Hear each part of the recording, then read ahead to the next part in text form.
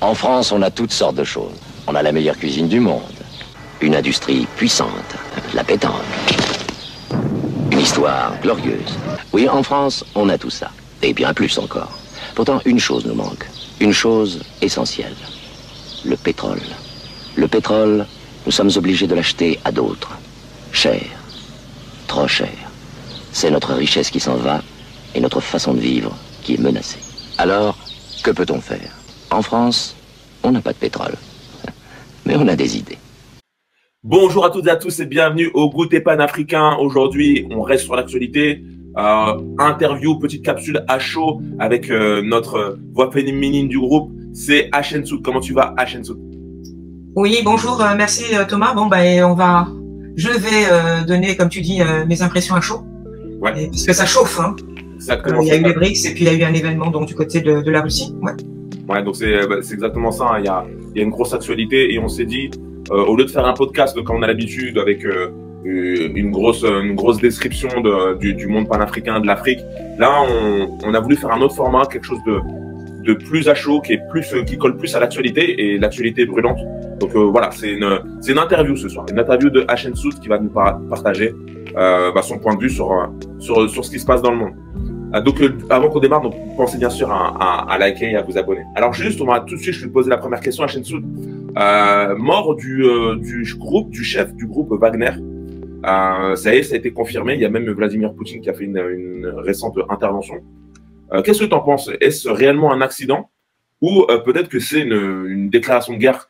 C'est quand même un personnage important. C'est quoi ton point de vue sur ce qui vient de se passer? Alors, Yevgeny Prigojine, c'est pas n'importe qui. Hein, je vous invite donc à regarder sa biographie, puisque effectivement maintenant c'est une nécrologie donc qui circule donc actuellement sur les réseaux sociaux. Il a beaucoup été impliqué donc dans la guerre en Ukraine et en Ukraine, hein, et il a eu donc effectivement de bons résultats en quelque sorte. Et après par la suite, par rapport au Mali, hein, il a été appelé donc par différents représentants donc des États maliens, burkinabés, et puis peut-être pour le Niger. Et malheureusement, il y a eu aussi des controverses. Hein, il y a eu des choses qui se sont dites à son sujet. On l'a qualifié de mercenaire.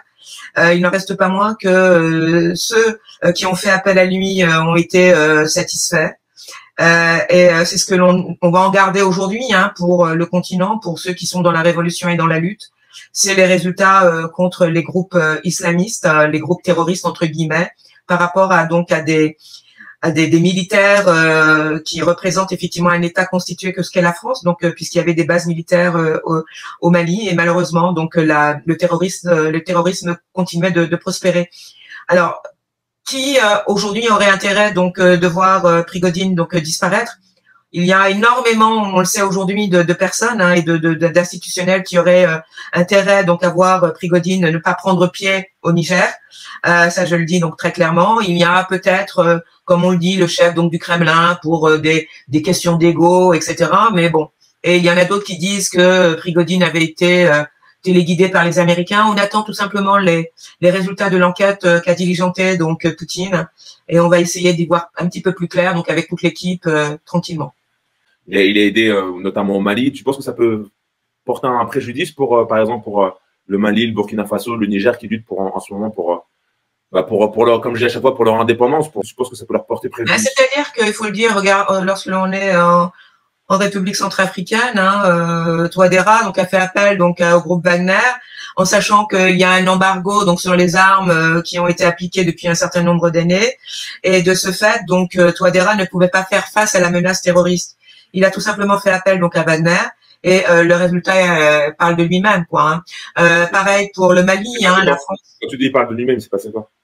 C'est-à-dire que il a restructuré son territoire, il a retrouvé 80% donc de l'intégrité du territoire centrafricain. Donc voilà, c'était l'objectif qu'il s'était assigné pour pouvoir protéger son peuple et retrouver le calme qui présidait avant la menace terroriste. Pareil pour le Mali, hein, pendant plus de 10 ans, le Mali a fait face donc à la menace terroriste. Les Français étaient donc sur place par le biais donc voilà des militaires, hein, et que rien ne bougeait. Il y avait quand même des morts, hein, auprès de la population, perpétrés donc par des militaires, des terroristes lourdement armés par qui. Il y a eu des enquêtes qui ont été menées de manière parallèle, donc je vous invite à les lire. Et ils ont fait appel donc à Wagner, et il y a eu donc des résultats très nets.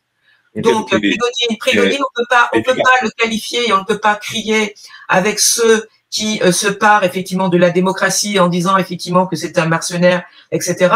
Sans tirer vraiment, il a des résultats qui parlent de lui-même pour le qualifier il a rempli son contrat, quoi, hein, puisque c'était quand même un groupe paramilitaire qui ne pouvait intervenir que s'il était rémunéré. Ok. Ah, on va rester sur l'actualité. Donc, il y a aussi eu la réunion des BRICS récemment. Ça s'est fait il y a quelques jours en Afrique du Sud. Pour toi, quelles seront les avancées on va rester pour l'Afrique. Pour toi, qu'est-ce que tu penses que les avantages que vont réaliser cette nouvelle formation, les BRICS? On avait parlé sur le podcast précédent, et ça commence à prendre vraiment forme. Ton point de vue sur ça? Oui, mais ce que l'on peut retenir, c'est que dans les 6 pays qui ont été admis donc à rejoindre les BRICS, il y a quand même 2 poids lourds de taille, hein. Il y a l'Arabie Saoudite, hein, et les Émirats Arabes Unis. Donc ça veut dire que quand même ce sont deux entités, 2 pays producteurs donc de pétrole, et avec la Russie, donc c'est pas mal, et qui font partie donc des pays voilà qui ont quelque chose à dire concernant la fixation donc du cours du prix du pétrole, donc au sein donc de l'OPEP. Donc c'est pas anodin justement que ils aient admis ces 2 pays-là. L'Argentine, bon, on aura l'occasion éventuellement d'y revenir, et puis l'Éthiopie. Il y a aussi l'Iran. Alors l'Iran aussi est producteur donc de pétrole, donc ça fait quand même 4 pays, 4 poids lourds, donc avec la Russie. Donc je pense pour l'avenir, les BRICS a quand même un joker là par rapport donc aux pays du G7 et de l'OTAN. Donc voilà, il y a quand même quelque chose d'intéressant donc dans l'inclusion donc de ces pays au sein des BRICS. Et comme je disais, moi, c'est bien qu'il y ait des BRICS, etc. Mais moi, ce que je voudrais, c'est voir ce même type d'organisation, mais en Afrique. Parce que l'Afrique, on en avait parlé sur le podcast précédent, mais l'Afrique aussi a des richesses. Sauf que l'Afrique, elle s'entretue, on va dire, et ça va être le sujet de ma question suivante. Là, je viens de voir qu'il y a l'UA, l'Union africaine, qui prend note de la CEDEAO et qui également suspend le Niger. Qu'est-ce qu'il faut en penser? Je sais pas si tu as vu passer ça, mais qu'est-ce qu'il faut en penser, en fait? Tout le monde est en train de s'acharner sur le Niger. Est-ce que c'est une preuve d'union, ça? Alors je sais. Alors moi j'ai eu l'information que ça n'avait pas été signé, que la suspension donc de l'organisation de l'Union africaine donc du Niger n'avait peut-être pas été actée. Ça serait vraiment préjudiciable, hein, pour à plusieurs titres, et ça demande effectivement à être confirmé davantage. Ouais, ça demande à être confirmé. Bon, on va voir ce que ça va donner par la suite. Mais ça n'augure rien de bon. J'ai l'impression qu'ils s'acharnent tous. En fait, en gros, ils ont choisi leur camp. Ils ont choisi leur camp. Ils ont choisi Bazoum. Ils ont choisi l'Occident plus qu'un pays africain. Moi, c'est ce que je ressens. Alors, je ne sais pas si on peut dire ça comme ça. Penser qu'ils ont choisi leur camp. Les enjeux sont extrêmement forts, et ça mériterait qu'on puisse vraiment faire une démonstration ici des enjeux réels entre l'Union africaine, la CEDEAO et l'UEMOA. Donc voir un peu comment les choses sont divergentes sur des questions qui concernent effectivement l'avenir donc du continent, notamment en ce qui concerne l'Afrique de l'Ouest. Voilà, je pense qu'il faut avoir effectivement des éléments qui nous permettent de mieux savoir à quel point aujourd'hui la décision de l'Union africaine va contre-courant de celle du peuple du Niger. Ça, c'est encore à démontrer. Ok.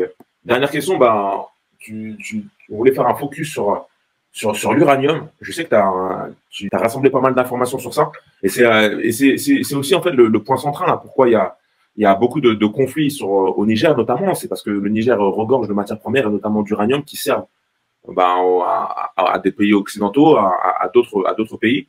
Et je sais que toi, tu voulais en parler. Est-ce que tu voulais nous partager quelques informations? Ce qui est important aujourd'hui, par rapport donc à l'uranium, c'est de voir qu'il y a donc des dégâts qui ont été installés donc au Niger, par le biais donc de la société Orano.